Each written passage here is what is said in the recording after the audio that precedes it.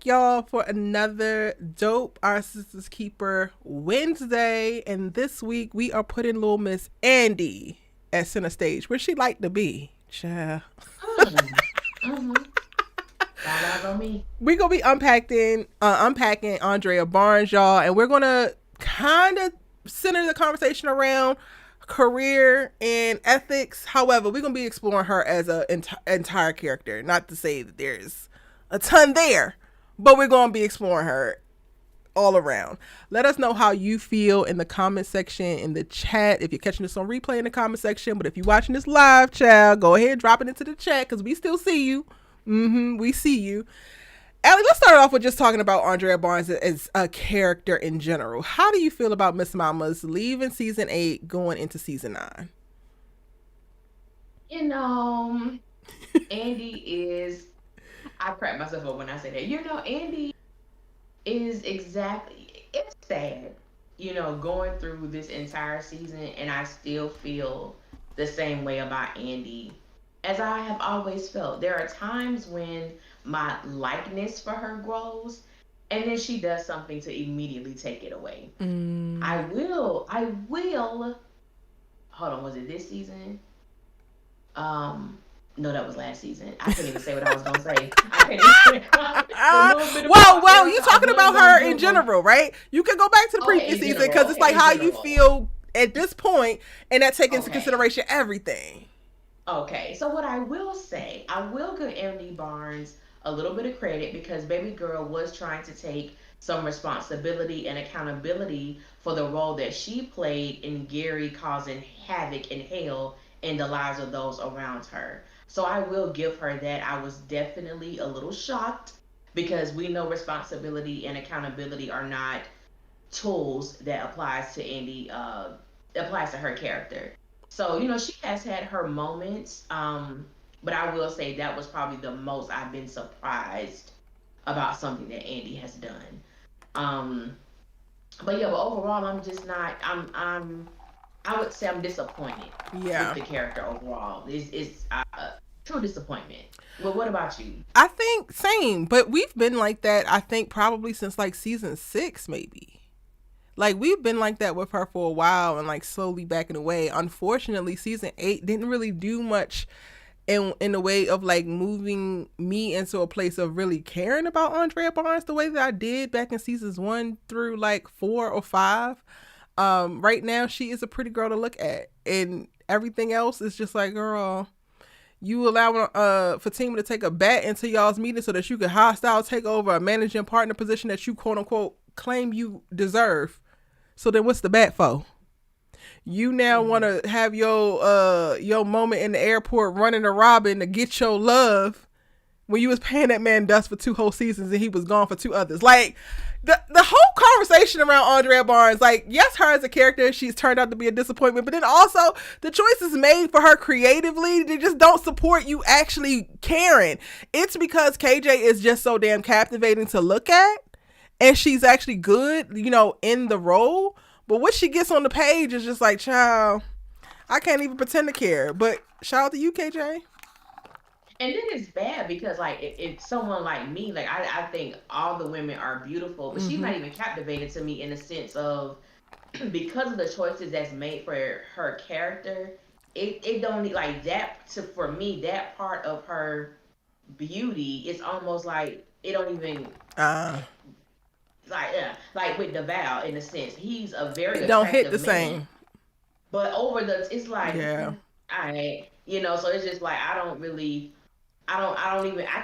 It's view not it that way. She's enough. just That's not it's not enough enough. anymore. Yeah. It's not enough. It's really not enough. There are so many drop balls with this character, especially because she's supposed to be at the center of the sisters universe, the main character, the one Yeah. that everything is supposed to center around. And if you're gonna give Andy's character that big of a responsibility, the writers have failed horribly, with maintaining for me the attractiveness, not just with her looks, but the attractiveness of the actual character. They've done Yeah. a poor job with that. Yeah. And not sure if they can get it back, unfortunately. I'm not sure. Maybe they're going to try. I think we can even begin with them trying. All right, y'all. So in this episode of Our Sister's Keeper, as I mentioned, we're going to be examining Andy's professional journey as an attorney, but then also the disconnect between her stated success and what we actually see. Because she's getting all the damn accolades, but all we see her working hard at is making sure that them fits go off every single day that she sashayed her ass into that law firm, and not much else. Okay, let's go back to season 1, and we enter the show honestly seeing Andy ass on her back. Am I right? That's the first memory I think about. That was the first scene of the series, Erica. Yes, you're right. Child. At the crack of dawn with somebody's husband's in between her legs. My word. But we quickly learn that she is an attorney, and her first major case is this billionaire who wants a divorce from her husband, and her husband is trying to play hardball and make sure that she don't walk away with anything. Andy winds up getting, doesn't it get it like $40 million or something like that? It was a huge settlement. It was a huge settlement. And that set the tone so beautifully. What did you think about Andrea Barnes at that moment, Allie? If we were to go back and not know all we know now, but like meeting Andy in season 1, the first few episodes, she gets that settlement. What are we thinking? I was thinking, yes, because that was the first. Y'all don't come for me. Y'all know I don't watch TV like that. I had not watched Insecure at the time this was premiered, okay? So I wasn't aware of Molly and all of that, but I was like, yes, we get to see another black attorney on screen, and it had been a while since I had seen that, being portrayed. And what I really loved about what I loved about the Andy character initially is that we know that she wasn't at that law firm very long before she got this huge case. So I was like, okay, sis must really be about her business if she has been afforded such this great opportunity. And I believe when the first episode aired, she had only been at the law firm 2 months, I think. So I'm like, okay, this is great. And then the fact that she won, and I believe it was one of, if not the biggest settlements in the firm's history. So she already making huge strides. And I'm like, okay, I was more excited. Like, I knew she was, boning a married man, but I was more excited to see her journey as an attorney because they set the bar so high and so strong straight out the gate with the Andy Barnes character. So Heavy I initially on was that. like, okay. Mm-hmm. Yes, it's like, okay, you boning a married man, but your career on track. Okay, so we only halfway to hell. Okay, we can work with this. That's kind of how I saw Andy. I was like, okay, Miss Girl, so we just got to get your self-esteem together on the love department. But business-wise, it says something about a woman who can command a certain, amount of expectation, professionalism, confidence to navigate in the setup that they actually gave her. So I was like, damn, we're not actually as bad off as I think. The only problem we got to deal with is that she messing with a married man. Little do I know that damn case was an anomaly, not the norm.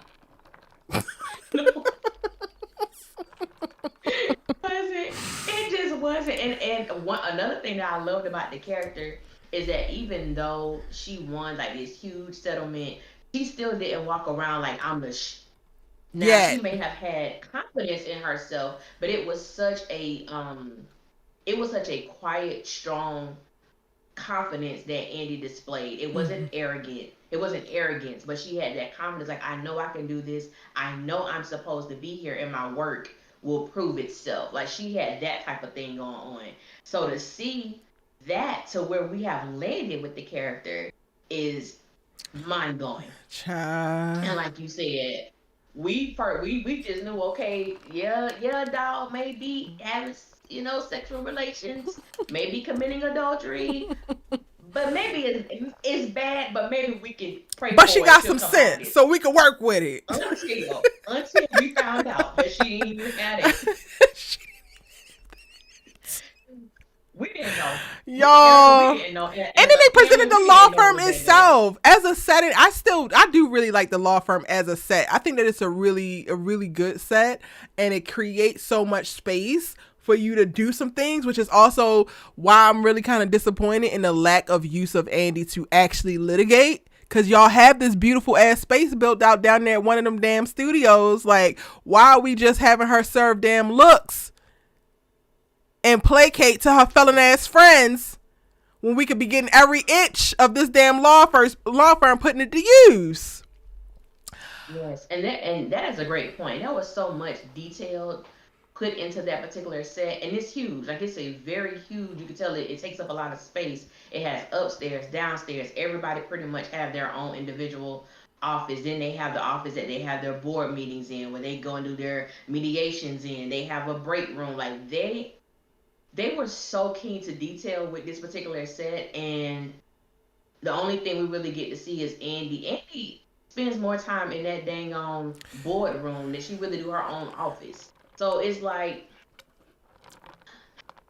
Same thing with just compared Fatima. to Studying in same there, thing with taking Fatima. Zach's little pop up treats in there. Yes. It's Everything but yeah, the damn courtroom, litigating. I was everything but I litigating. was so excited this season when we got to like not necessarily her representing Danny, but them using the damn conference room to actually mediate a case and having the other attorneys on the other side, but then that quickly wrapped up. It was just like, bruh, y'all really should be utilizing this space. Let's have some conversations. Like if I was to give an example, child, I need you to be watching Reasonable Doubt. All types of stuff going down in that conference room. and and we mean all kind of things. That is a great example because Jax lives such a full life, but we are at that law firm quite a bit. And Yeah. it's not just for naught. It's not just for aesthetics or optics. It is a character within itself, and it is Yeah. used in a great way. So that was a great example to use. Like if you want to really know how to make the most of a law firm on a show, Reasonable Doubt is definitely that one. For sure. For That was a great sure. example. So we got the initial introduction of her as the professional attorney that's about her business, is gonna get the dollars. But then Yes. somewhere along the way we shifted into this corporate baddie archetype.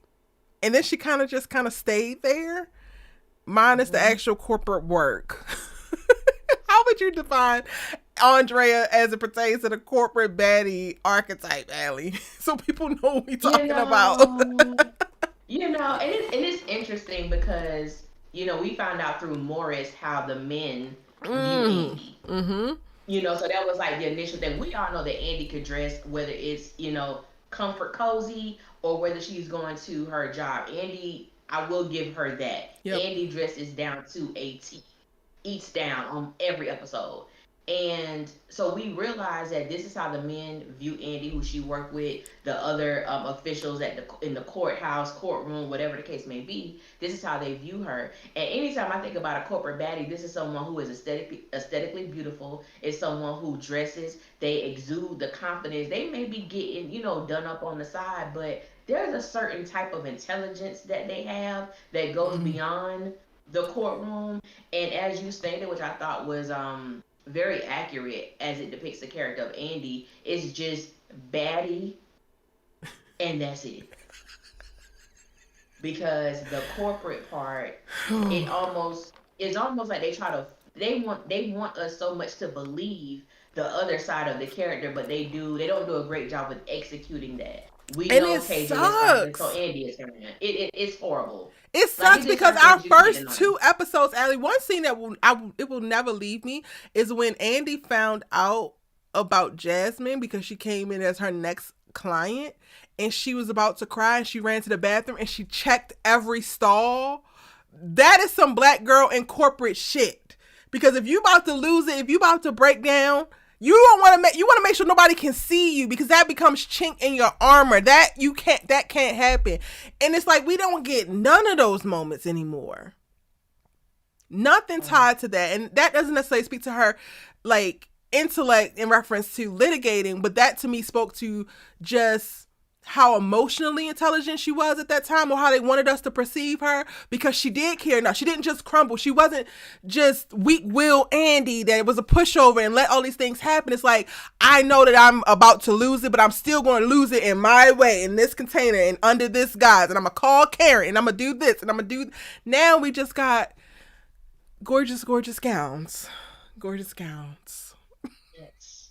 Who cannot control her emotions. At And that all. was a great point. That was a great point because I remember that moment vividly. Checked every stall before she let the tears fall. This Andy now is the Andy who wouldn't have checked the stall. She just would have went in there and burst out at whoever called her. She got a Just whole would have busted glass the cash wall, register. and she just be in that room, that office of hers, doing whatever. Just everything, doing whatever the hell she thinks she make it bad enough to do. And then on top of that, so much so she can't control her emotions. You slap the person who owns the law firm in front of everybody, in front of the passerbyers, in front of possible clients. The Andy we saw in those first like 2 to 3 episodes is definitely not the Andy that exists now. And of course, we will want to see growth. But this character, no ma'am, It gives that no, regression. no, that ain't go. It gives Hmm. regression. It doesn't give growth. On an Hmm. emotional level, it gives regression. And yes, we have an Andy, as we exit season 8, who has like stood up for herself in certain moments, but her, I guess, unwillingness, is that what a word I want to use? Unwillingness to really see herself, in reference to Yeah. her blind spots, or like seek out her blind spots. All of that is not there anymore. And even then, she was, and not to say that you should second guess. Well, yeah, I am saying you should second guess yourself, but I'm saying that with an asterisk, because there's something that applied to Black women of like, we are always told to second guess ourselves and to like look at ourselves as less or shrink ourselves or whatever. I'm not speaking to that. I'm speaking to a healthy amount of discernment and questioning that allows you to operate in excellence, because you're so diligent that you are thinking about, okay, but what did I miss? And that season, and it's so wild that we talking about this now, because I do recall like feeling like Andy was the weakest link of the girls, which might speak to like maybe all the girls were at a much better place at the start of the series than we are now. But I definitely felt like at the start of the series, she was definitely the weakest link out of all of them. But she was still so much more solid in various areas than we find her now. And now I she's agree with that. amassed so much more. That's so crazy to think about. It is. It it almost makes me think about, when you're being introduced to a new medication and it tells you all the wonderful things that it's going to help you with. You're not going to have this Uh, anymore and it's going to do this. But then there's these little nasty things called the side effects. And in commercials, they love to come in real fast and especially towards the end.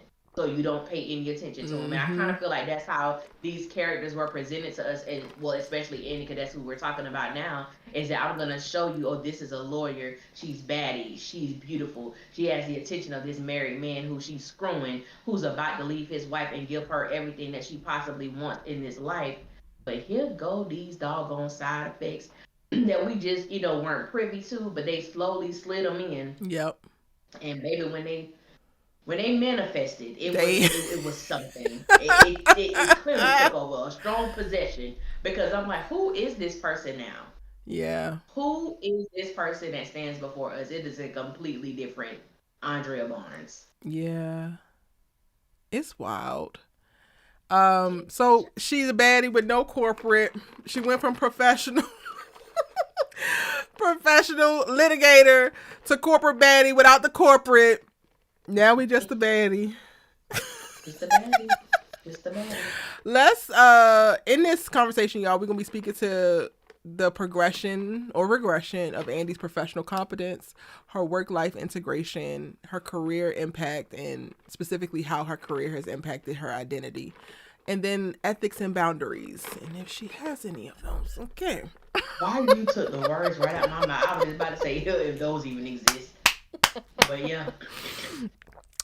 Um, Yeah. can we talk about Andy's claims? Claims versus evidence. That's what we're gonna talk about. Because Andy will love to tell you, I've done this in this firm, and I've done this in my billable hours, and da da da da da da. When all we seen you do is litigate things for your felon ass friends, which gives pro bono, ho, and have Miss Marie check your personal and professional life. That's all we've seen as of late. That's all we have seen that you have done for us lately, Miss Andrea Barnes. But like, let's talk about it, Allie.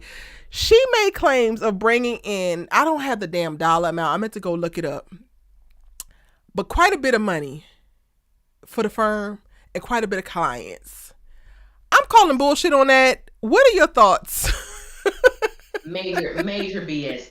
There's I can't remember this person, but they do comment under our Sister Keepers video when we especially when we talk about Andy and what we feel she's not deserving of Mm, when it comes to the money aspect, her getting these accolades at her job. This person believes that Andy deserves it. And I always say, it's okay if you disagree, but please prove us wrong. What has Andy done to prove that she deserves these accolades, this money, and these specific titles? I believe Andy has stated that she's brought millions of dollars in revenue to the firm annually. And that word yeah. annually just struck with me because when we think about the time frame within Sisters, baby, you probably been at this law firm. I probably give you 17 months. At the most, you've been here 17 months. So that when the show started, You she was better than there me for because I already was like only two and going. a half. I was only going to give her as 9. Well, well, I'm gonna go over 9 simply because Karen has to be like what 9 months pregnant, 8 9 months pregnant, and so we've had these jumps in the Is timeline, and Karen she's 8 or 9 already months there. pregnant, or is Karen six But months see, pregnant with twins? So she bigger. well, we came back. You Well, and you know within twins the come time frame, early. they come early. We jumped 4 weeks ahead. We jumped 4 weeks, and then I think before that it was another month. So I think season 8 was a 2 month in Okay. between. Okay. But whatever it was, I'm like, baby girl, you only been in this job a little over a year. What have you bought in annually? You only been there a good year, a little plus. What are you talking about? That within itself. When Andy dropped those envelopes about the witnesses and what she's done for people, we know every client you've had, And and more than half of them, are your felon in the ass words of Erica, friends. have been your felon friends. So where have you garnered all this money? Yes, the first case that we were able to see with the lady, and then Miss Marie, you had Aaron, who practically did the work for you, but he needed a lawyer to go and file the divorce at the courthouse. You've had Fatima, you've had Zach several times, you had Danny, you helped Sabrina, you've helped Maurice. So where does money And come? we You never had see you Jasmine meet for a with little bit. anybody else. We come into scenes or come into episodes and ain't nobody leaving your office or coming into your office except for Fatima. That's it. And y'all want me to believe At that this least girl was in moving mountains down here at this damn job? Y'all want me to believe that Miss Girl no. is clocking hella billable hours when every time y'all want to put her at the damn law firm, you have her leaving early to go run after a man? The havoc that Gary Borders alone in that relationship wreaked over her time sheet should be studied. Y'all just stop playing with me. And you carry that on to Robin because how did Miss Marie show up at that job and you wasn't there because you was getting your back blown out? But I'm supposed to believe she's so in tune and enthroned with her work. That's the part that pisses me off. And the words of Erica, and I love this saying, y'all are not gonna piss on my leg and tell me that it's raining. And that's what they do with the character of Andy. Yep. She's this, she's so prestige, she has such a great career as a lawyer, she's gonna go far, but we do not see that at Damn all. near ever. We have not been At seeing all. it. Miss Marie, and then honestly, I can't even give you that because did you win that or did Maurice win that damn thing for you so that you could settle by extorting the damn the other Maurice, the man? The last time we actually Maurice, see you litigate something for real was way back in season 2. that's a fact. But you That's a over here fact. getting custody for Zach, getting Zach out of jail, getting Fatima out. Like, girl, you a whole divorce attorney down there bailing niggas out. That that scene with Zach and Fatima, I don't know why, but that scene just pissed me off. Well, congratulations, you guys. We won. And I said y'all could at least show something more than that. Y'all done took that baby from his mama. You got Zach Ryan here telling Fatima she got to possibly trade her car in for a minivan, and you tell me that's what y'all gave us, girl. I Shenanigans was so mad. everywhere. All the Yes, shenanigans. yes. A mess. That's me. But maybe She should have that's what done it something. was, Allie. Maybe what she said it was she bringing annually. It was banking on that first client. Cause what did she get from that? If she settled for 40 million, she had to at least make 4 million for the firm with that. Probably more, cause that's only 10%. Or what was that? That's That's only ten 1%. percent. Yeah. So Moral of the story, Andy, yeah. you're full of shit. Your billable hours is full of shit. Your work ethic is full of shit. You don't be down here doing nothing but looking cute. And none of these That's white it. men want you, so that ain't working for you. And Robin ass can't stay out of London. So I ain't gonna talk about Robin right now, but you're right. we got to because we actually owe them. So go ahead. We owe them because Oh, we I was missed just Robin gonna on the say, men's episode. I was just gonna piggyback off what you said about them having Robin going. I mean, what's that's I messed up a name. Who the dude Andy was messing with? The brother of Penelope, Jordan. Jordan. I meant to say Jordan earlier. I said Robin. Robin. I was so mad when the writers had that man on that jet for like the whole what was it? The whole like fifth A season. whole season he was on that The jet. whole season he was on that jet. Yeah, I'm on my way to London and I'm this. And I said, you know what? But Robin, and I don't want to jump too far, with the characters. I know we did miss him.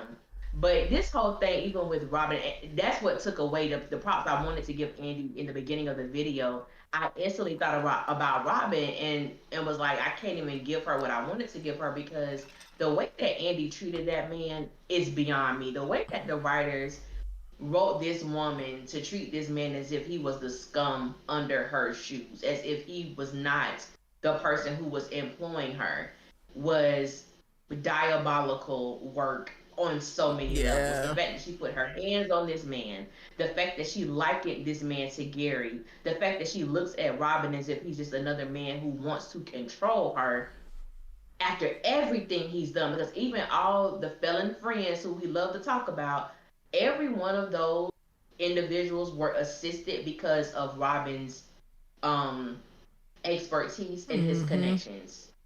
Because every time something happened, that's where she was going. Can you help? Can you talk to somebody? Do you know a judge? He assisted. And the fact that you can talk to this man like that was beyond me. Treat him like crap in his own establishment was beyond me. The fact that Andy still has a job Yeah.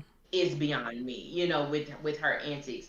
But Robin, like I said, he ain't my favorite. And I think I'm not gonna say I believe he's shady, but I'm just not buying the whole. I'm so in love with Andy because based on what we know about her, other than the fact that she done gave up the cat, I don't Okay. know what you like. I don't know what you like about Andy. Like I just really don't know what you like about her, sir.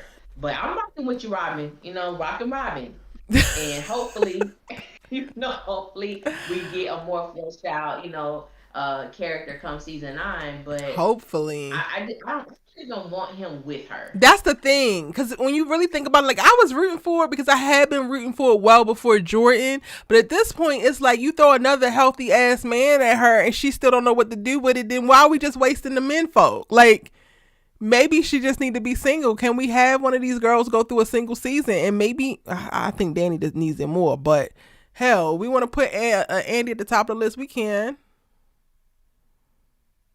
I mean, they might as well, because I guess, and being that KJ is pregnant, she's made the announcement, and we know they about to film season 10. If they had, Congratulations. I know, I was so happy for She them. looks so Danny looks so beautiful in beautiful. their pictures. Yes, looks so beautiful in her pictures. And I'm like, well, maybe, because I know they're about to film season 10, and maybe this could be a moment for Andy to just be by herself Mm-hmm. because we know Andy loves to show body yada yada, and KJ definitely has a stomach right now, so Yeah. I'm sure she ain't gonna be serving up too much body. So let this be Andy's moment of being content in her singleness. She deserves it, and Yep. that says a lot. Some people look at singleness as if it is a cruel Punishment. and unusual punishment. You Like, know what I'm saying? But it's yeah. like no. You deserve that time. Get to know yourself, rid yourself of the these bad and toxic habits. and become one with you, and it's okay. And I believe her character, like you said, I believe Danny needs it more. However, if we could get Andy there, let's see what that journey looks like with that character. Yeah, for real. We have watched Andy amidst all of the lack of billable hours really go on a journey of upward mobility and promotion within the law firm. The first time we got to see it, it kind of was warranted because her boss was playing in her damn face, right? Like, old boy was doing entirely too much, was trying to compromise her, and when it came to the whole Jasmine board as it represented her and trying to force her to do it. So I get it. I get it. She got the office, he got fired, a little bit of a step up. But now we get to see, or we went on a journey of her fighting with Hayden, or fighting against Hayden to be considered for managing partner. And then by the end of season 8, she actually gets it. Do you want to talk about more about the circumstances around her promotion? And I'm clearly communicating that I don't think that she earned this one, this most recent one. But how do you feel about it? I feel the same way. I do not believe that Andy earned that position. Hayden is not my favorite character, even though I do really enjoy him at times. If I had to just base it off the merit of their work, to me, Hayden should have been given that position because he did the work. He was there. He wasn't running late. He not even though he was at work because him and Miss Marie was getting in his office some of those times. It was just that he did the work and he took pride in what he was doing. When I think about Andy, that was during the time Andy was coming to work late. There were times that Miss Marie was just popping up without having an appointment on the books. But if you were that's the only case you have. So it's not like Andy has all these cases. So the fact that she wasn't showing true commitment to Miss Marie, to this case, to getting the things that she wanted, it did not level up in the way of this woman deserves to be managing partner. Yeah. Because if you're a managing partner, you are taking care of the day to day that's going on in this law firm. You're being on top of everything that's going on, every case that come in, potential clients. That's what you're doing, and Andy just doesn't give that because I see how you function when you have a case of that magnitude. And you wasn't even doing it on your own. Hayden was your co-counselor. So what is happening Child. right now? I didn't feel that she deserved that at all. The circumstances around it was more so, I believe, I think that what's her name? Marie? Miss Marie liked Andy. I believe that, once Hayden started acting a fool, Miss Marie, she never gave two cares about him. She was just trying to get whatever she needed to get from him. But no. And then Maurice was the one who cracked this case for you. You didn't even tell that man thank Hello? you, and didn't even give him a financial reward. Nothing. No, Just absolutely continue more nothing. attitude.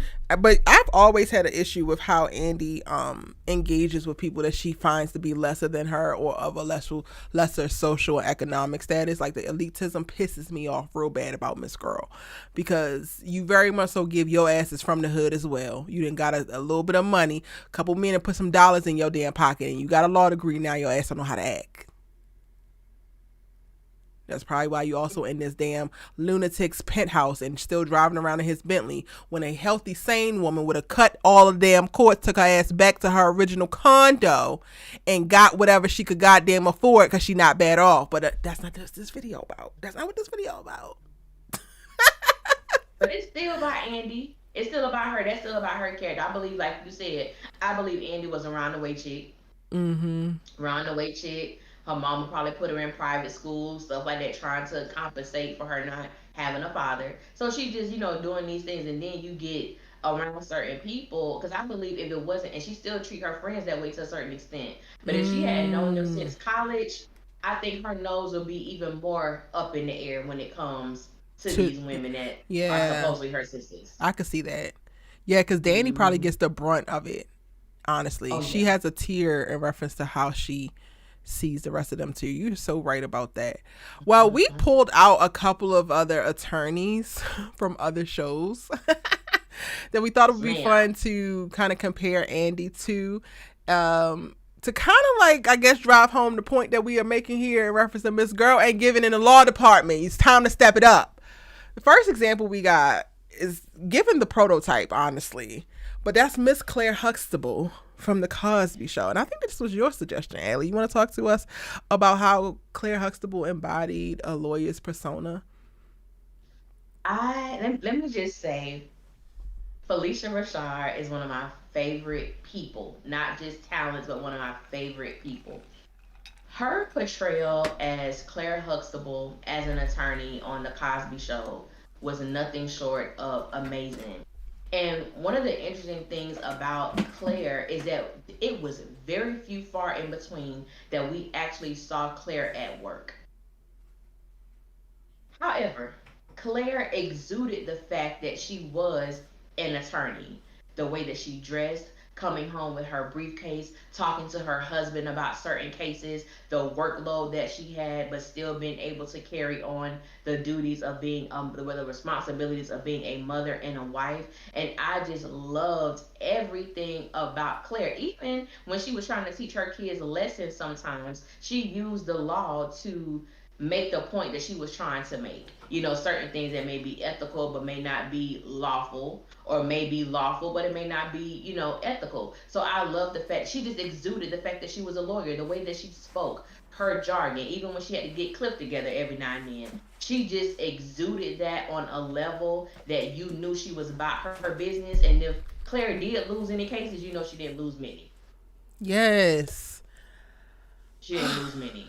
Whew. And she was brilliant. She was so smart. She was Mm-hmm. so just so smart. And I just think she was just her being a cultured woman, Mm-hmm. loving art. Had like I love everything about it. I don't think every character has flaws. Mm-hmm. Every character is a flawed individual. But when I look at, for me, the character of Claire Huxtable, she's about as close to a Yeah. perfect character in my opinion than you can get. I just Yeah. absolutely love her. 100%. And y'all, this isn't a thing to try to compare these people because Andy should be exactly like them. But there's definitely elements of certain people that they could have taken to use to strengthen Annie's journey within her profession, to make her just a better actualized woman within the Sisters universe, especially one who is such a central key part of the story. What are some of the what are maybe one or two of the characteristics or the decisions or the mindsets that you saw with Claire Huxtable that you think would be perfect if Andy embodied? Claire had a true sense of self, and Mm. she knew how to regulate her emotions.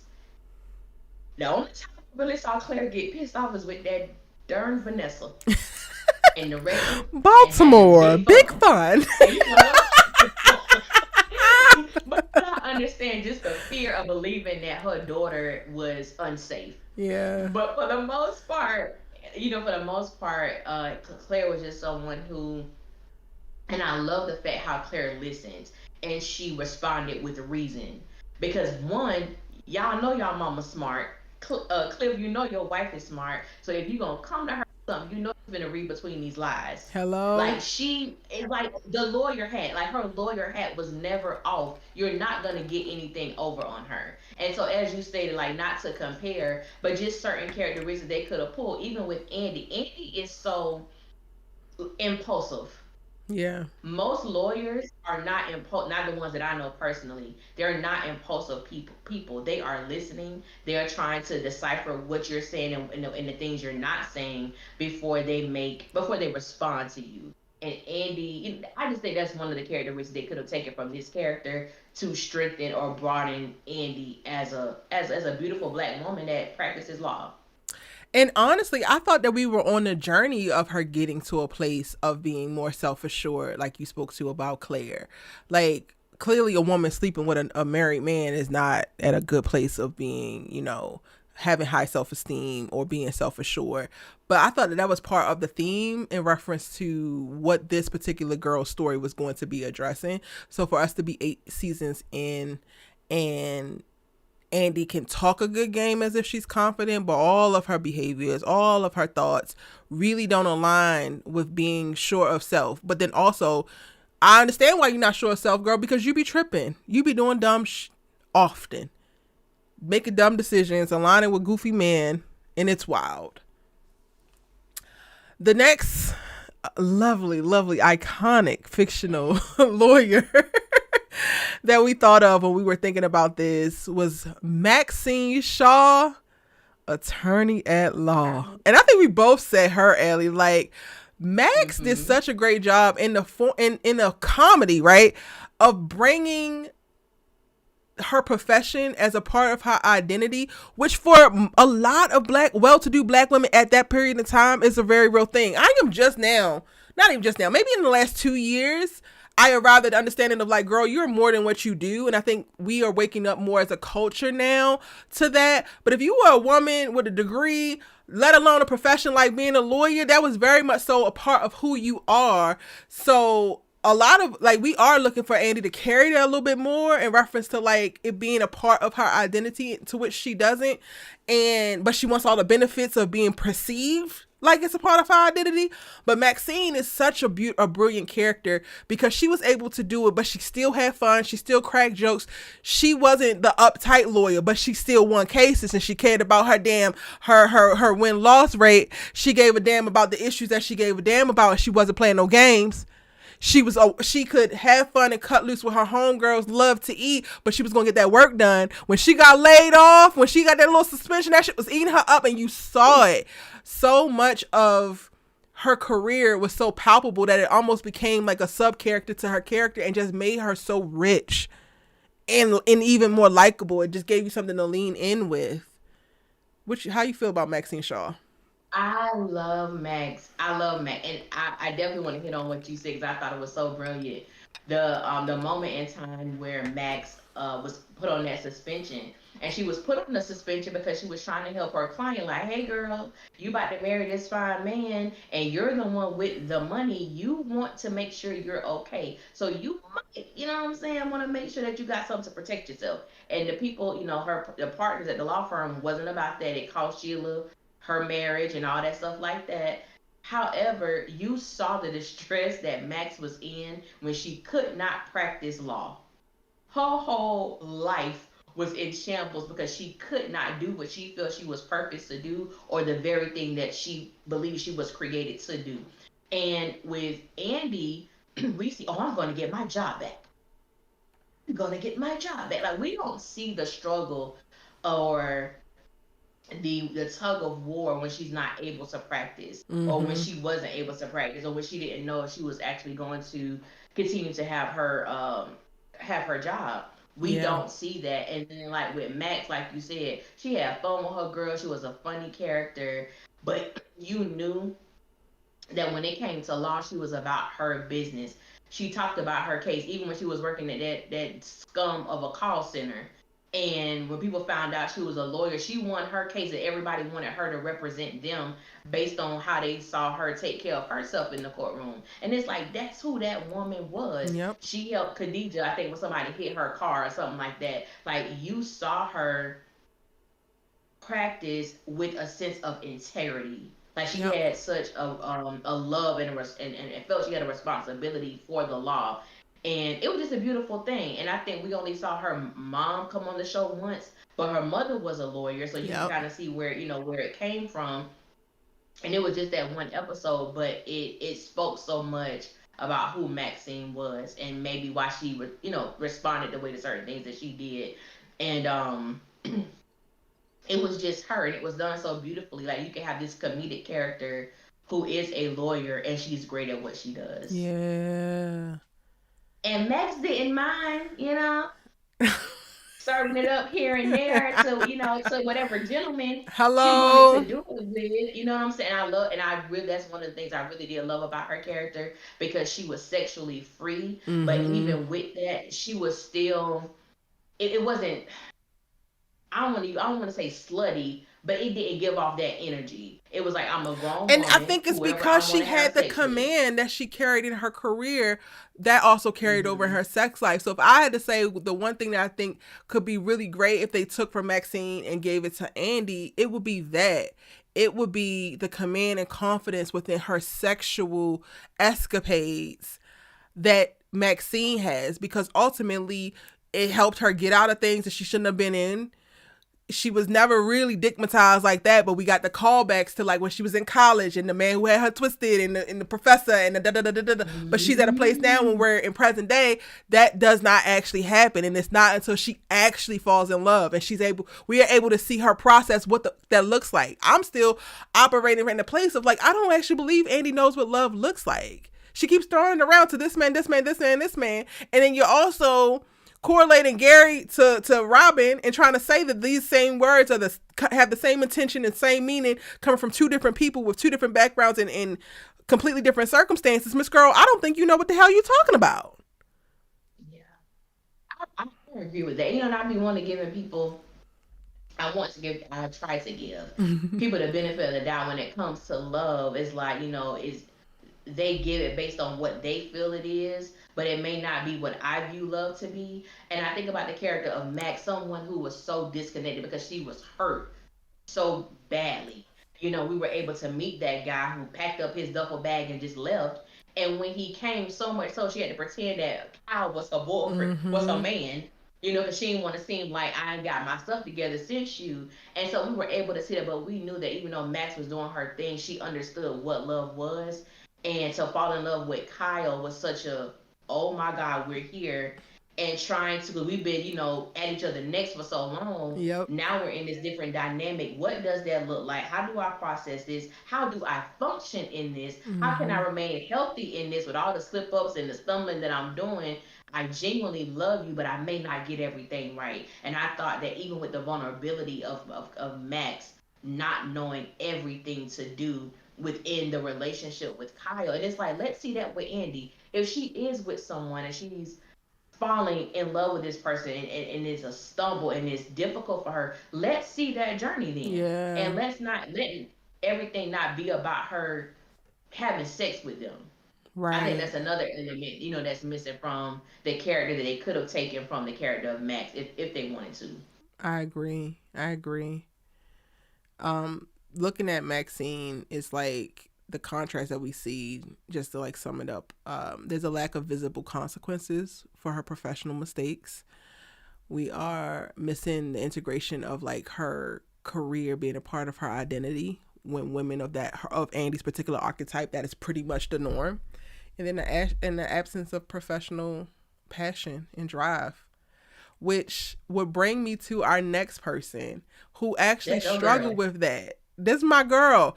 She got to Mm-hmm. a point within her journey where she didn't have the passion for law anymore and she damn quit. So if we're going to have an absence of passion and drive with Andy, then why do we still have her at the law firm, quote unquote, aspiring to more and the managing partner, while not actually having the work ethic, not actually having the billable hours, not having all of the things to actually back that up? There's a story to be told, and Joan Clayton has already shown us how to tell it. Joan Clayton is up there for me in reference to attorneys, because I think it was like my first introduction. Like, yes, we had Claire Huxtable, but she was just also so perfect that it's kind of like she's up Yes. there. Joan's ass is messy and flawed and so beautiful in it. And her career was so important, or her identity as a lawyer was so important, and it was even integrated into the journey as she was transitioned out of it. And we got to see for the first time, I think, in a space with a black woman, um recognizing that, like, damn, I done made my career my identity and it doesn't even make me happy, but this is what people told me I should do, or this is what was going to make me money so that I could succeed.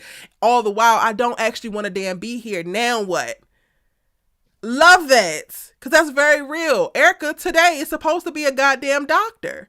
Erica took the MCATs. Erica then got a master's degree. Erica did all the things and worked at an organ procurement company. All the things around it. And yet she did not go to medical school, made that big, tough decision not to go to medical school, not to follow through with years and years upon years of training. My high school was a math, science, and engineering high school, and was specifically chosen because I was supposed to be a doctor, and I knew it coming out of elementary school.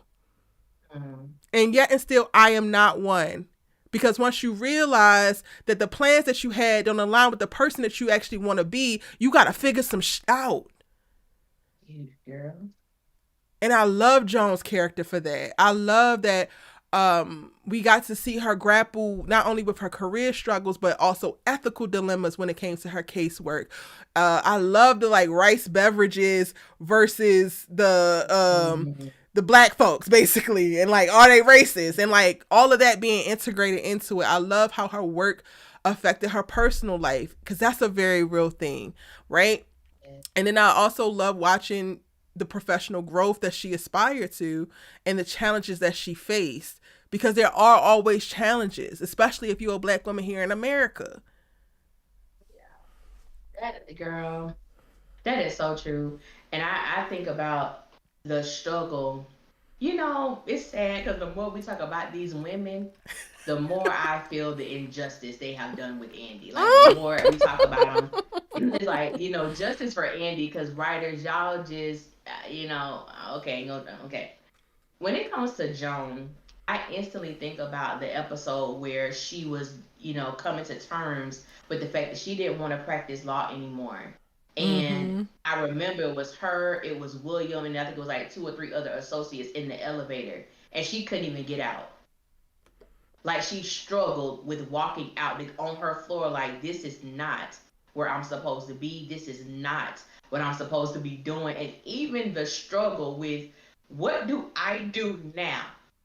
I And that was stood after they up. gave her a promotion because they thought that was going to be the thing that Yes. make her happy, and she thought that's what the thing was that was unsettling for her. Mhm. Yup. Even I after remember that. that too. And girl, William said, "This us, Joan." She said, "It's not me anymore." yes, yes, Cinema. yes. And what happened? And then, so, but good sis, my older sis, was working at a corn dog Oh my gosh. stand in the mall, Dippity Dog, whatever that restaurant was called. I've been It off in it there was for called years. Wiener Sickle. Winter sickle, because they had the sickle they made the lemonade with. I remember that. Yes, winter sickle, winter sickle. And then Jabari was like, Auntie Joan, you're a grown woman. You Oh. grown, baby. But it just went to show. Yep. She was trying to find. She was in search, and I'm willing, even if it's to humiliate myself, I'm willing to do whatever it is to find this next thing for me. Now I'm glad sis quit, but I love that. I just love, and I think like even with Andy, even the things that come that should bring some sense of humiliation, it's almost like it doesn't A hit the way phase it's her. supposed to Yeah. hit. It Yep. just doesn't. But Joan was like, as you stated, I agree with you. Claire Huxtable was just such a icon or a level that most people are not going to reach. But Joan was so in your face, so relatable, with her struggles, with her shortcomings, with her own insecurities.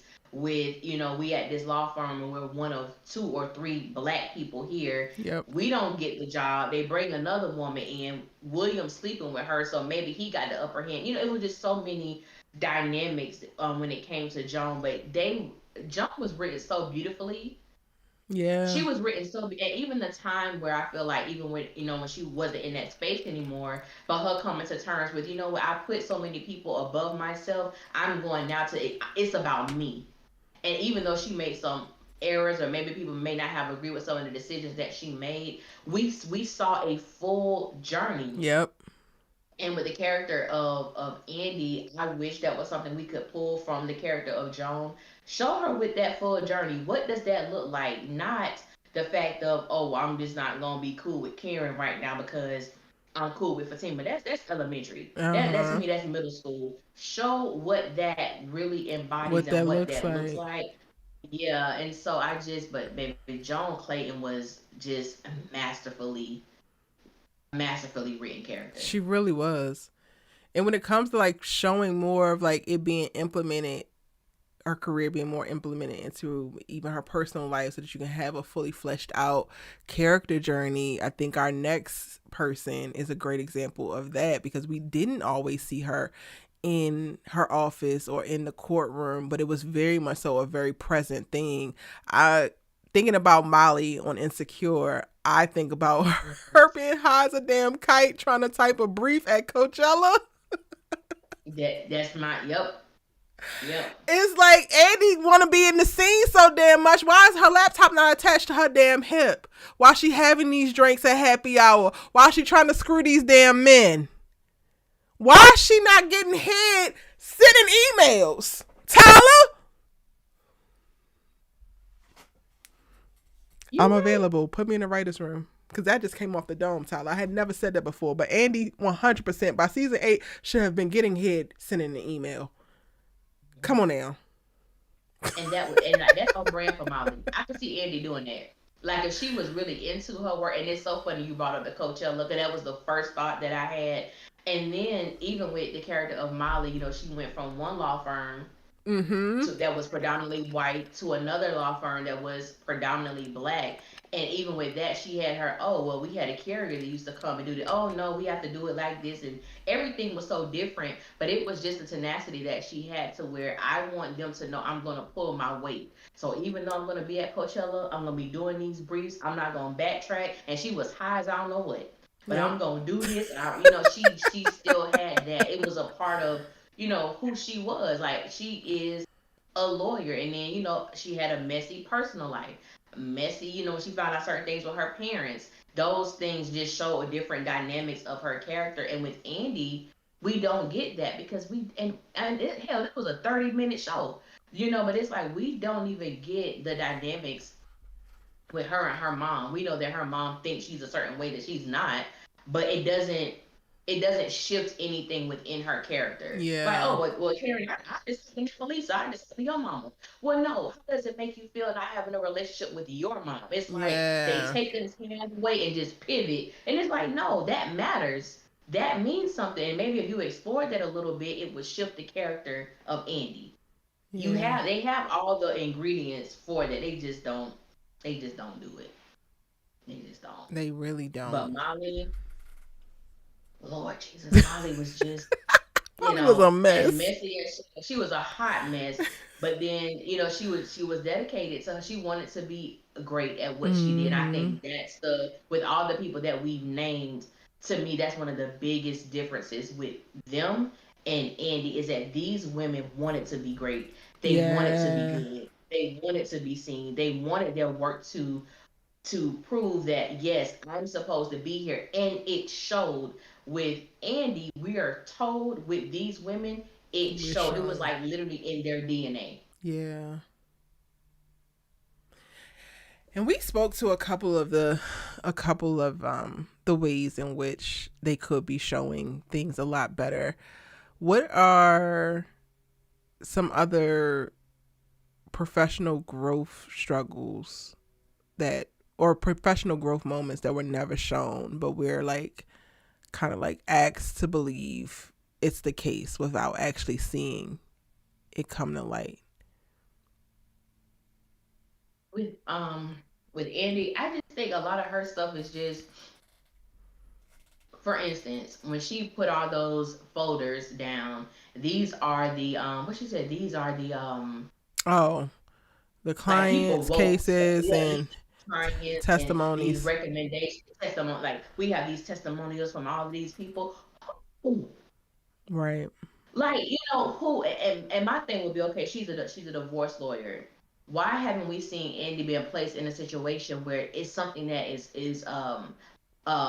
difficult, like you were saying with Joan with the what was the rice thing, that whole situation and them Mm-hmm. being racist, and we have not seen Andy be placed in a position other than what's the girl name, my Miss Marie. dog can't think her name right now, Gary's wife, like Oh, being put in that.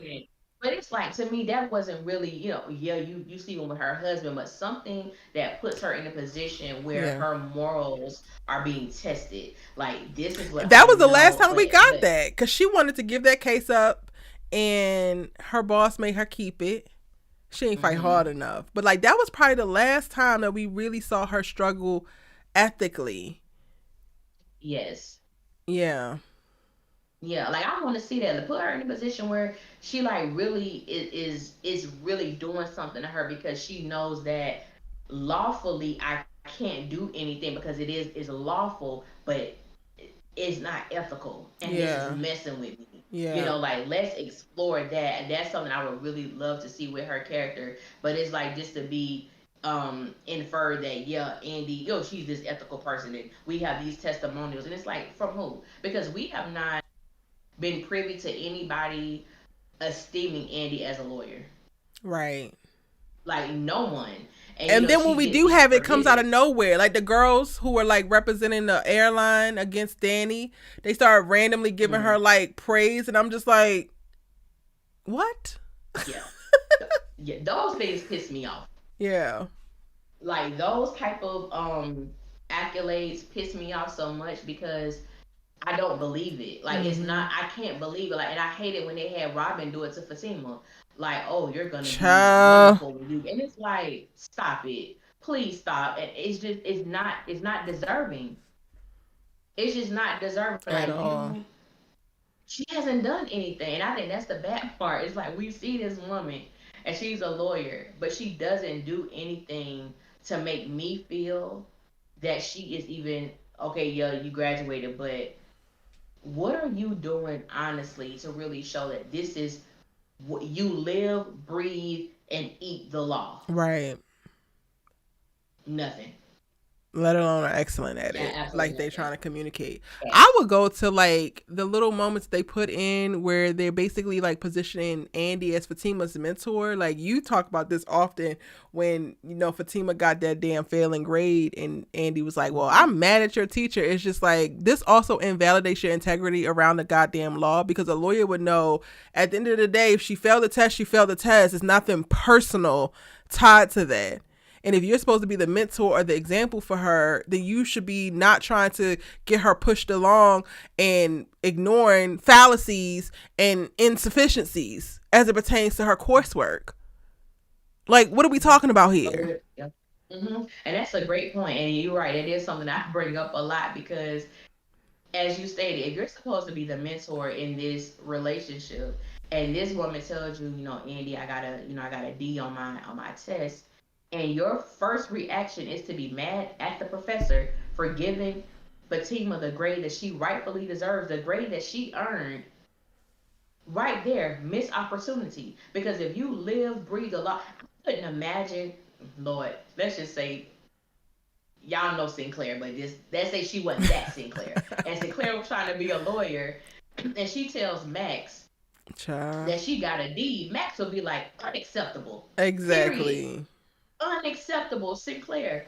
You want to be a lawyer pulling D's? No, ma'am. When I was in undergrad, I can just imagine the talk that would come out of Max's mouth if Mm-hmm. one of her girls got a D on the test and they're practicing law. It's just unacceptable. So for Andy to do that, that was just a such a moment that she could have capitalized on that really wasn't major, but it could have been major to see her really respond in a way to let me know that she actually cares about the law that she practices. And in that moment, it didn't give that. It Yeah. didn't show that at all. Yeah. Okay. So we talked about how Andy is the corporate baddie without the corporate, but let's talk about the corporate baddie that could have been. So if we had our way, Alien, if we was gonna make Andy into the proper corporate baddie, what's she doing to demonstrate her actual legal brilliance? But I'm trying to, I want to start with the minor things first. One, I'm going to use Miss Marie because Mm, I got a couple things with that just to solidify. One, you come to work on time. When mm, your client comes into the law firm, you should already be behind your desk with your agenda for the meeting that you're going to have with your client. yep. That's number one. Two, when your client is not on the books, we will not be having an appointment. Miss Marie, you can make an appointment with my assistant Fatima, and then we will get back with you. Just setting some boundaries off real, because to me, most corporate baddies ain't no client. I don't care how much money you got. You ain't gonna come in there and run me over. So just setting some initial boundaries with your clients and your potential clients. Also, to me, a corporate baddie, I need to see some billable hours after work. I need to see you at home in bed with a laptop, with your briefs, with stuff spread all over your comforter to let me know that you are sure that I'm going to win this case. I'm putting the work in to win this case, and I'm not going to win because of a technicality or because I know somebody through one of my friends. I need to see that. I need to see that. I need to see that when you get suspended from your job, you don't know that you have a job. I need to see the internal war that's going on with you because you know you're supposed to be there. You know this is what you're supposed to be doing. I need to see that. So those are my things just off real. That for me, that would add to Andy being a baddie with the corporate in front of it. Yeah. And I would go to integrating in her day to day. The first time we got to see her watching the news, it was her and Jordan on it in reference to some tea, whatever, about him with the inappropriate relationship or whatever the hell that damn storyline was. I'm like, so Andy's a lawyer and she don't watch the news? She don't catch no legal briefing? She don't Bloomberg nothing? Nothing? She don't read the Nothing. newspaper. Miss Girl ain't got no law books nowhere except for at the office that it seemed like they provide. It could start with that, like actually having an interest in her field outside of the court cases that she quote unquote is working on that we don't get to see either. Like, oh, I heard so and so won this case. That was a huge win for them. Like, even those little like moments there where we just know that she's tapped in to some type of legalese conversation will go do a world of good. Yeah, yeah, because we don't see that. That's not. It has not been a part of Andy's makeup as a lawyer. That was, I think, the first time that we saw that, and Yeah, it just wasn't. Or even I think it was something that was brought up when we talked about Max. But even having one of Andy's professors come back and maybe showing disappointment or disapproval for some of the things that she has done in her legal career or what they expected out of her, like some type of something with some stakes, because it's almost as like I have a hard time believing. Well, let me not say that because it's what we would want to see. I would want to see that. Like, what does disappointment look like to Andy? What were expectations that some of her mentors had for her? And has she exceeded them? Has she not exactly, exceeded them? exactly. Like, let's see some of the. And these are things that don't even have to take a whole episode. There could literally be two scenes, and Yep. that's it. But we need to see the stakes for Andy because she just kind of floats around as if she's this just amazing lawyer, and it just hasn't been proven that she is because we just don't see that thing. But turn our girl into a corporate baddie for real. Y'all can do it. I believe they can. Yeah. You know, I believe they can. How would you fashion our new corporate baddie navigating the complexities of being a black woman in law? Because she quite literally is the only black woman at this law firm aside from her assistant, the only black attorney, black law female attorney aside from Hayden's ass. How would you fashion that? I would need to have. I'm instantly thinking about the movie Something New with Sanaa Lathan Mm. when she was the numbers person at her job and they was getting this client, and it's her and him in the room, and he looking to the side because he expecting her white assistant who probably just graduated college to Yep. come in, and he already had like an issue with her being this black woman and taking, and being the one responsible for this business venture. I want to see something like that with Eddie because, like you said, you are the only black person other than your assistant in this law firm, and for me, it's just hard to believe that everything is just peachy key. I need to have a client come in where Andy can exert not just the fact that she is a black woman, but she's having difficulty with the client because she is a black woman. And Yeah. that her stand on, no, I am the best person for the job. There is no one else who's going to handle this case. Like, I want to see her, because Andy get buck with people who don't even deserve her to get buck with. Get buck with the right people. Like, have her get buck with someone like that that's coming in, what she has to deal with racism or classism or whatever the case may be. Put baby girl in something like that. That part. I didn't want to see that. That part. I I didn't think want to see that this area is the one where they really could have ran and shine. But baby, I would grab hold of this Andy and Robin storyline and not let go when talking about balancing the ambition with her personal relationships, because dating and sleeping with your damn boss, that's good. And it happens, but it's damn good. This little surface level, oh my God, I'm in love with her. Oh my God, I'm in love with him. And then none of it has materialized in anything real. The best parts that we got about Andy and Robin in reference to like a story that felt grounded in something true was him getting jealous that she slept with the damn janitor. Strongest thing of the whole damn relationship. that's true. We need more. That's We true. need to see them navigate their personal relationship in a professional setting as the black people at the damn law firm on top of that. Like, Robin, do you really not give a damn that they see you looking at this woman like this all day, every day? There's nobody now questioning you. We got Larry, or whatever the hell his damn name is, down at the airport checking Danny and Tony. You mean to tell me none of these little white people with law degrees is clocking you and Miss Barnes? Sir's down there making minimum wage, and he clocking Danny for a piece of an opportunity at a damn airport. And you mean to tell me people with JD behind their damn name ain't saying boo to y'all? Sitting around staring at each other all damn day? Child. Hmm. There's so That's much the that they other could do with thing that. too. Cause they in the boardroom where people could just look in there.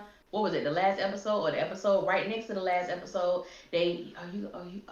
I think I'm gonna leave. Oh, are you really gonna leave? I'm gonna miss you. She's staring at him with these little lovable eyes and so none of y'all see this. Y'all just walking. Nobody sees this, and it's like another missed opportunity. And that could even be something that could be an issue. Like maybe the partners bring it up to him, like, "Hey, we've noticed that you and Miss Barnes seem to be very close," or whatever Yeah. the case may be. Like a conversation, and then with the whole thing with him being in love with her, then show that. Yep. Because right now, I just have to go off the fact that y'all just have sex, or y'all had amazing sex when y'all was having it. So And if it's that's gonna be it. about sex, let it be about sex. If it's gonna be that fact that Robin truly does love Andy, let's see. And I guess we could, he's always been there. He's done things and stuff like that. But now it's her showing that, oh my God, Robin is just so great. Girl, shut up. The last time you was slapping this man in his face. Hello. So it needs to make sense. And It I'm needs to make team sense. Andy, don't get the damn managing partner. And if you don't want to not give it to her because her ass don't damn deserve it, then a total great storyline could have been she cannot have it because she was messing around with the boss and they don't like the optics. Under the guise that she damn deserve it, but she can't get it because of who she's sleeping with, there's a story there. All you gotta do is tell it. And what a great story that would be. And then it would be, well, the only way you get it is if Robin doesn't practice here. He owns the firm. Is he gonna go to London permanently just so that Andy can have this position? Of course not. So that's gonna cause some more stuff. What are we gonna fight for? Where are the stakes? Andy has no stakes. Yeah. She just doesn't have any as it pertains to, and then we see her in the position that she's in on the season finale with Jasmine and this whole thing, her just being caught up, with Gary, but like the real stakes. Like we're tired of the whole thing with her and We're Gary, but tired of Gary just so showing, bad. yeah, We're so girl, yeah, tired. we tired. Give that girl some stakes to lose. Like so, everybody else got stakes, besides her and Fatima. Everybody got stakes, but dealing with the women. She ain't got no Well, stakes. listen, our next thing, I got something for that. Because we need to be making her have difficult choices with real consequences. And the first one that she could do is hold Fatima's ass accountable to be a better damn assistant. Stop her man from walking up in here like he owned this mother, being a damn distraction. And when you check your assistant for her goofy ass man walking the halls like he own it, what happens then? Your assistant that is quickly becoming one of your best friends. How does she take that? How does she receive that? Does she actually receive that? Zach still doesn't stop doing it, and you have to tell her again. Where's the difficult choices with the real consequences tied to the circumstances that y'all have already given her? Yes, Fatima has your back. Yes, she got Jasmine and them girls ass up off of you. but I still need you to be professional. I still need you to understand your representation of me. I need you to put that goddamn bat down. Mhm. And Child. what would happen? And what happened? Because I think that's that when he was like, when Fatima told him, you can't be coming here like this no more. And he was like, what? Andy got like a position and now she tripping. I think that would have been a great thing. Andy should have been the one to talk to Fatima. Zach can't be coming in here like this. You can't be taking these impromptu lunch breaks. You can't just come in when you want to come in and leave when you want to leave when you want to leave. And let's see if the dynamic between Fatima and Andy will still be how it is now. Will Fatima feel a type of way now that Andy is being more stern with her? Will that change their dynamic? Something has to happen. You can't just go through this entire series just saying what you want to say, doing what you want to do, and there are no consequences to your decisions, or there isn't a shift in something. Because some people, if you let somebody do something for so long and then you check them on it, they're like, "Huh, wait a minute." Yep. It's like a natural response. Like, show that. Show her saying something to Fatima and Fatima being taken aback by Andy functioning in a way that she's never functioned with her before. Yep. Let's see that. I love that. We need to see that. We need to see it. And y'all, all of these things that we just gave in reference to how we can make Andy a true corporate baddie would honestly not only elevate her as a character, but ultimately elevate the show and the storytelling that we getting with it. Do you want to talk about the media implications in reference to Andy's representation? Because we done talked about how she's kind of fallen short from our lovely bevy of dope ass black women attorneys that we have on screen. But what are some of the broader implications for what we see with Andy outside of the actual show? Oh, you mean like things that happen in real life, like with real people? Or like, I guess missed opportunities to show like what happens when we are shown in a way that's not fully authentic to how black women actually actualize in real life. And I guess the precedent or tone Okay. that can set. The first thing that's coming to my mind is the fact that this character is just she's forgettable. Mm. Like, it doesn't even, like, the way that and I mean this in the most in utmost respect. When Sisters end, it's just gonna be done. It may come back with people having conversations. Like, you remember that Tyler Perry show about those women? I think it was called Sisters. Like, that's how I see this happening. And I really see that the more that we talked about the women that we named earlier. Mm. When you think about how long Girlfriends has been off the air, when you think about how long The Cosby Show has been off the air, how long Living Single has been off the air. I'm not going to include Insecure. Insecure just yet, but those other shows have been off air 20 plus years. Yep. And the fact that it remains relevant, the fact that we can instantly recall certain things as if we just watched it yesterday, which some of us do because we watch it over and over again, but they had such an impact on our lives. You have people now, anytime you see Erica Alexander and she posts something, it could be people in the comments, you're going to see Maxine Shaw, attorney at law. That's just something that is just etched in Yep. our brains. Or Ride the Maverick. It's Yep. something that's etched in our brains because they had such an impact on our lives. There are so many women in the comments I see that wanted to be a lawyer because of Max, Yep. wanted to go into law because of Claire, wanted to practice law because of Joan. That this was a well-to-do woman. She had friends. She had a full Nice life, and she was house. about her business. Child. Nice house, even though her grandma gave it to her still. Nice house, Joan. And the fact that Joan was able to get the car that she wanted, Joan was able to, you could tell Joan kind of like played the back for a long time. And then when she put herself front and center, her friends didn't know how to deal with it because they weren't used to Joan functioning in that way. But these were just people who I just remember so much about them when it comes to Andy and the ramifications of, to me, just being poorly written and poorly developed. Is sadly, you've been on air coming on 6 years. You're gonna have at least 10 seasons. I don't know how long, but you're gonna have at least 10 seasons with Sisters. And once it's all said and done, the the culture the culture will influence the impact is going to be non-existent.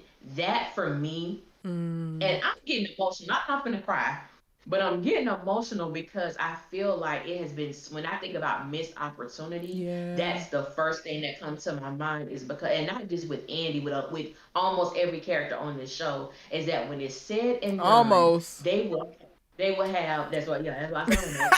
They will have no impact on our culture, and that for me is saddening, it's disappointing, and it's hurtful because we do, and especially you and I, and the people who watch and who listen, we spend a lot of time consuming sisters. Mm-hmm. We spend a lot of time, Erica and I, giving um, commentary and giving videos that we pray that is, entertaining, but also gives motivation and encouragement to do the things that you want to do in this life. But these characters, especially Andy, is Yeah. so easily forgettable. And for me, Erica, that's so disappointing.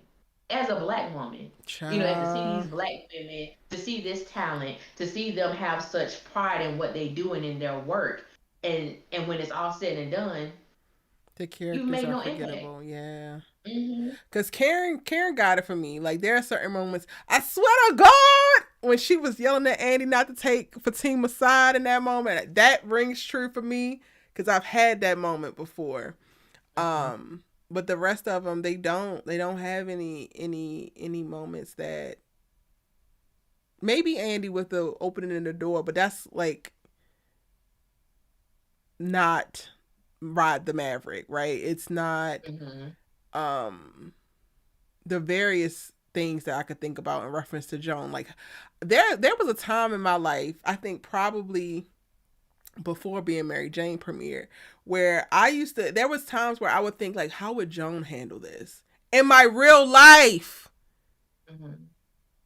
And not to say that every character has to do that, but on a show about five women, somebody should be doing something. God Yeah. damn it. Yeah. Yeah. Yeah. And by all means, I remember I was watching an interview with Kim Fields, and they were asking her about like black TV shows and things like that. She was like, every show doesn't have to be serious, and I agree with her. And Mm-hmm. I love the Upshaw. Some people don't like the Upshaw; they feel it got too much cursing. I love it. I think it's Oh, very I'm one of different than anything those. we've But I have seen not checked back in Kim since the Fields first in. episode. The first episode, I was And just like, see, what the hell is this? yeah, and see, I enjoyed it because it's one of them shows I just watch. And now I don't like them kids cursing. Let me say that I don't know what that's about, but I just happen to enjoy the show because it's different. But I also feel that in certain, but even though it's a funny show, I could take from that show and be like, this woman, Sally, the character that Kim Fields played, she's married to a man who had a baby on her, and Mm, sadly, that is a conversation, and that is something that we have seen it happen in a lot of our families, unfortunately, and the woman still decides to be there. So it sparks conversation to have as to why do we do that? Why do we sell ourselves short? Why do we believe we need to stay when you have been disrespected in that way by your husband, not your boyfriend, your husband? And so with sisters, it's like I'm not giving them the responsibility to be a serious show, but I am giving them the responsibility to say, hey, you have fashioned this show to talk about and follow the lives of five women now who are going through the ups and downs, the ebbs and flows of life, yep. and you want us to be locked in, but you're not even giving them the development that, hey, we can have these conversations and these characters are going to sit with us long after the show is over. I think about characters like Sinclair. Sinclair was very Mm, bubbly. Sinclair was like, hey, I'm gonna live my life. I want to be an actress and I'm gonna do this. She didn't mind being a clown on the show because I know where I'm trying to get to. Sinclair let me know, like, hey, girl, sometimes not be a clown in life, but yep. you may have to do some things while you're, grinding in this business. That it's like, hey, it's a job. Long as I'm not degrading myself and disrespecting myself. Hey, and then she had her moments of I'm woman, hear me roar. Yep. And then we had a character like Regine who was so bougie, and you from the hood, your name is Regina. You changed it to Regine, but it's like Regine has such a like, I know I'm better. Mm-hmm. I deserve better. I'm gonna get my better, and I don't care who got a problem with it. Yep. Oh, Khadijah, you want to be funny? Okay, I'm moving out. Yes, it's an unsafe place, but I'm just gonna prove to you that I Yeah. don't need to go find my own stuff. So when I think about those characters, when Sisters is said and done, Erica, I can guarantee you, probably 99.9%, I am not having conversations about them with my friends. Yeah. That's true. I can guarantee I'm not gonna have no more conversations about them. But all those other people, and it breaks my heart because I love KJ, I love Ebony, I love Novi, I love Mion. I love these women who started this. I love them as talent and and the things that they've done, and I appreciate them. And it's saddening to me that once this is said and done, they may have broke the girlfriend's record for the longest running black female led show and all of that, but their influence on our culture, on our women, is not going to be there. And for me, that's very hurtful. Like when the more I think about Yeah. it, it really is. It really is. Yeah. I agree. But It's very unfortunate. it is. Have you ever looked at it like that? Like when you, No, like this um, is, and I'm like, Allie, you're like hitting it right, like the nail on the head. My God. yeah, because I know, like, when it comes to, I'm more so on the side of like, I've written and produced like stage plays. I have not, I've written some short film, but I haven't produced. They're just scripts. I haven't produced them, and I know that you are definitely more um threaded within the culture of film and Mm-hmm. television and things like that. And I know you have your own special projects that you may have, and I I know enough about you to know that you have integrity in the things that you create. Child. And whatever that you do right and you do that you will produce is going to be something that's going to make people think, that's going to make people question, that's going to better them. And so when I think about us like reviewing this show and looking at these characters like this, it's like this as a black woman watching another black woman being written predominantly by black men. And it's like, Yeah. do y'all not even care?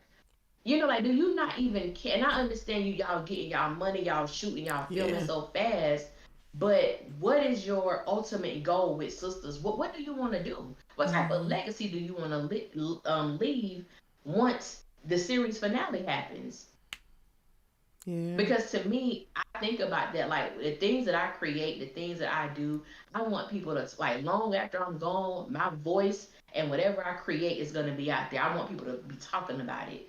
Like Allie was in her Yeah. bag with this. I don't know what she was on, Like but she was in her bag Mara. with this. Like I look at Girl. it like I want my career to be somewhere in between a Mara Brock Akil and a Ryan Coogler. And when I think about Mara, she has been one of my favorite writers for so long, from Mhm. being the concept, like the person who conceptualized and executed Girlfriends, but then she went on to be to do Being Mary Jane and Love Is, and she now has Forever, and that shit is so brilliant. Forever is so brilliant and specific as fuck. Like it's 8 episodes, but I've already started rewatching, and that will stay with me. If we don't get another season of it, it's fine. Not fine because I actually want another season, but it's going to stay with me probably the rest of my life. Yeah. And it motivated me. Like when I watch, I was telling my mom, and I think I shared it with you too. I was watching this series on YouTube last year, and it was called what was it called? My Life with the Walter Brothers, Mm, and it was a young adult series that's predominantly white, and and it was good. I enjoyed it, but when I got done, I was so angry because I said, "Where are the young adult series for black people, for mm-hmm. black teenagers, for black young adults? Where is their Dawson's Creek? Yep. Where is our, because I don't even know what these kids watch these days other than reality TV. But we had so much content during the time that I think Child. sometimes we probably took for granted Yep. with some of the things that we were able to see. And I'm like, when Forever came out, it just inspired me because I always said I was gonna write a movie about my college experience. And so I told my friends, I said, I'm gonna change y'all name because I don't want to put y'all like that. Like I'm gonna change your names, but just that overall experience, it ignited something in me. It made I was writing poetry like about my first love, my relationships when I wasn't experienced, where these feelings that are coming to the surface. I don't know how to properly handle them or how to properly do certain things. And watching Forever was such a breath of fresh air for me, and it was so beautifully written, so beautifully executed with the parents on down. I loved everything about it, and I'm like, that's what art is supposed to do. It is supposed to influence. It's supposed to encourage. It's supposed to inspire and aspire you to do something. Yeah. And I'm glad that we're kind of in this space, but it also made me look at sisters like, what am I this for? Kind of thing. You know what I'm saying? Like, You am I this? know. You know what I'm saying? But it's like hey, I'm locked in. I'm locked in. I ain't gonna give up. I'm not gonna stop Yeah. talking about it. But it um it definitely shifts some things. But and I think that's the thing too. And I always say this like when we do our sisters keeper is that because people sometimes have like the wrong impression or well don't watch the show or y'all should do this and it's like a lot of times we give up on things or we reject it without having the hard conversations. And I Yeah. think sometimes talking about there was this one young lady who commented and she was like, I want to see everybody in the hot seat after our video on Fatima. And I Mm. said, well, everyone is going to get their own video where we're going to discuss every woman on the show. I said, now the tones may be different. I said, especially for me, because I think everybody pulls their weight on the show except her. So I look at things a little differently. Yes, Andy gets on my nerves, and yes, they play Andy, but Andy still pulls her weight on Mm. the show. You Yep. know what I'm saying? And Yep. so it's different. But, so when I know for me, when I say these things, it's just that because I want to expect more from the writers who are presenting black women to other black women. Yeah. We are flawed. We don't get everything right. We do some things sometimes. It's like, girl, what girl? I had a miss. Girl, don't. Yeah. I'm wrong. I don't need you to tell me. I know I'm wrong. But just something like that, like just or even we have Andy who do something foul and feels she's owed an apology. In what world? Child. Like what? What? No. Yeah. Feel it. Feel the breaking of her and Karen having a friendship breakup, Yep. a sisterhood breakup. What's with that? Yep. Experience that, but we need to see Andy truly, like you said. We need to see the consequences of her decisions. We need to see her in a place where what does this feel like when I don't have. When I'm Mm-hmm. used to being able to call Karen and now I can't do that, or I reach for my phone and I go to her name and like, dang, Yep. we ain't even talking right now. You know what I'm saying? Like, what does that what does that hit feel like? So, yeah, What do you think we're gonna get with Andy in season 9?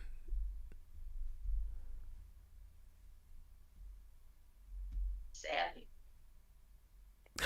probably the same thing we got in season 8. We Oh may not. You know goodness. what? You think she I gets shot? think no. Okay, it's not her. I don't. I don't think she. I don't get. I don't think she gets shot. Um, but if they did, I would love it. Not that I I want would Andy to get too. shot, y'all. Calm down. I would too. I But ain't even gonna hold I you. would love to see that because it puts her in a position to examine her life and the way that she's living, the decisions that she needs to make, where she could come to a place of knowing that at any given moment, we ain't promised tomorrow. Mm-hmm.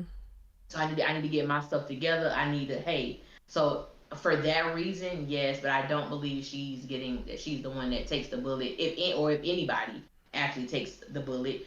Um, You think her and but Robin get together? it's gonna be something. I think it's gonna be something. I don't know if it's gonna stick though, because I don't trust Andy. I think they're gonna get together too. I don't know if the relationship is what Robin is actually bargaining for. But then again, I also don't know Robin's romantic taste. We saw him as the player that was having her do threesomes and whatnot. So I ain't gonna put it all on her in reference to not being able to keep it together because Robin could not be able to hold the relationship down for real either.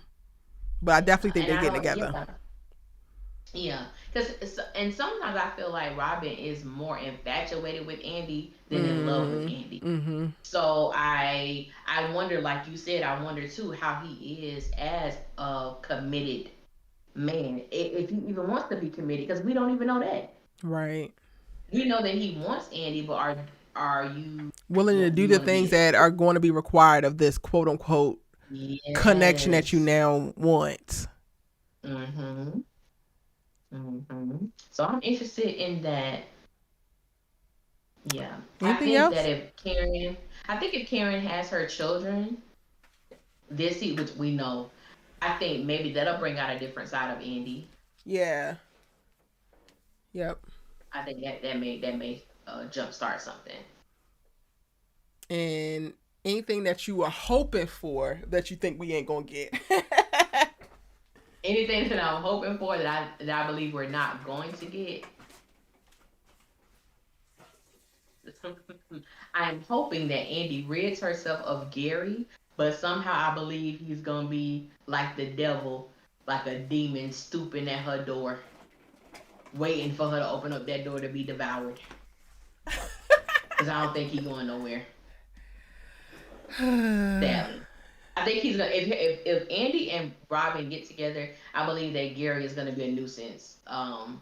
When it comes to their relationship. And I want to see her fall out of friendship with Fatima and see how that handle. But we ain't never getting that. Yeah, All but right, y'all. that's a good one though. That is our breakdown, conversation, unpacking of Andrea Barnes.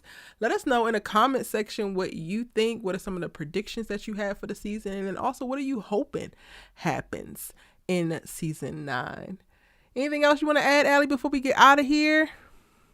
I just want to thank y'all for listening. For coming back every Wednesday while the show has been on hiatus to listen to our sister's keeper. And I hope that you guys take these videos, listen, dissect them. Let's have some great conversation in the comment section. And yeah, we'll holler at y'all when we holler at y'all. Yes. Thank y'all so very much. We'll see you next week where we're going to be getting into Daniela King. Bye. Good night.